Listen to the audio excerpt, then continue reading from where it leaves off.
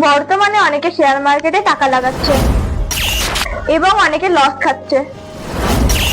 সেক্ষেত্রে কারা কারা শেয়ার মার্কেটে টাকা লাগাতে পারে, সেক্ষেত্রে আপনি কিছু বলুন। বললে শেয়ার মার্কেট এখন ট্রেন্ডিং এ দাঁড়িয়ে গেছে।